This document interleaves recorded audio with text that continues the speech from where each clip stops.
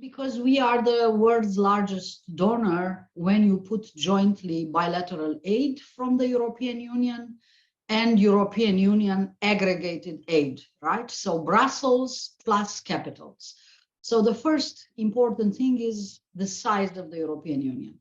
The second important thing is the fact that promotion of values is an intrinsic part of the European Union foreign policy.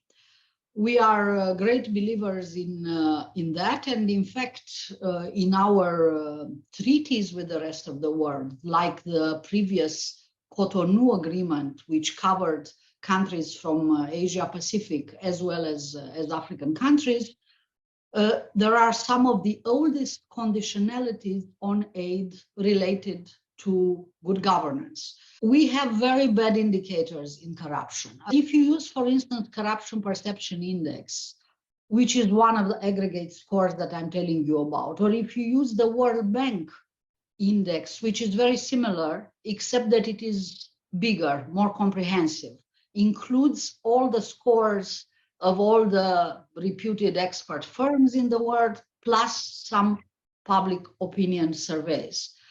And if you do a statistical aggregate of all this, you get quite a lot of statistical noise, as we call it. If there are any statisticians among you, you know what I'm telling you about.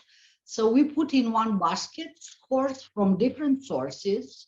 In many cases, we do not know the criteria of the basis of the scores. The scores are non-transparent. We don't know, for instance, why Economist Intelligence Unit, which is one of the reputed sources, rates something a 5 versus a 2. We have to rely on their judgment. So these are judgment-based scores. And also, they are non-specific enough. So if a country moves from one year to another in corruption perception index, it gets ratings in the press, generally against, opponents of the government find a very good opportunity of saying, oh, Korea is now behind Japan, or oh, Korea is now in front of Japan. But more often than not, this means absolutely nothing. We do not know first what it means. I mean, why is that? What specifically is this year better or worse than Japan? And second, due to this statistical noise, more often than not, change falls within the confidence error that we have for the scores. And if you look at the scores for the past 30 years since we have them, the world is absolutely flat. So in other words, if you look at countries divided by income groups, or if you look at countries divided by continent, nobody pretty much changed. Because governance in general is difficult to change. It's more difficult to change quality of governance than it is to change a political regime.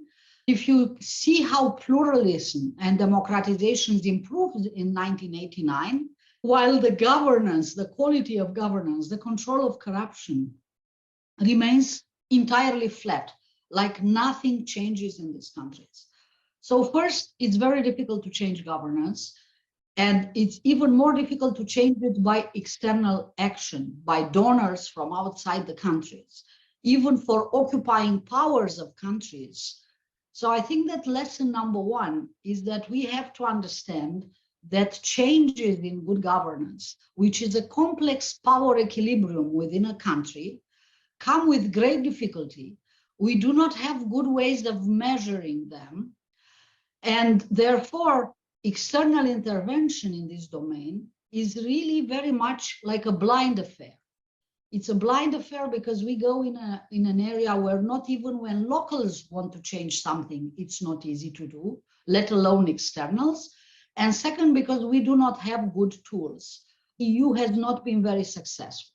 Among the countries that we invested the most, for instance, Bosnia-Herzegovina or Morocco, these countries don't have, spectacular achievements. I would say that Morocco is doing better. If you look on the website, you'll see, while Bosnia is in fact regressing.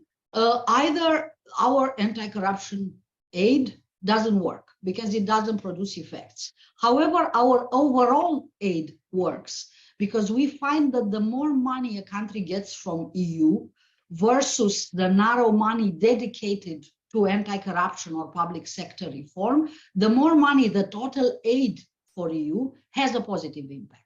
South Korea's good governance is so very much related to the development of e-government and digitalization.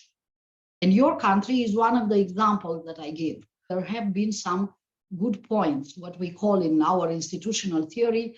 There have been some critical junctures when good decisions were taken, which put Korea, with a lot of struggle, on a very good path, on the virtuous path.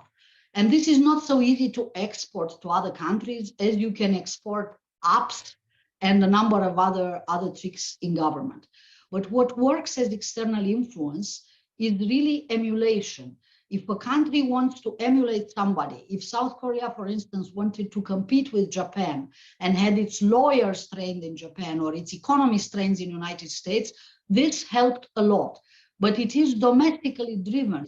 In other words, domestic agency which tries to replicate good model and not donor conditionality.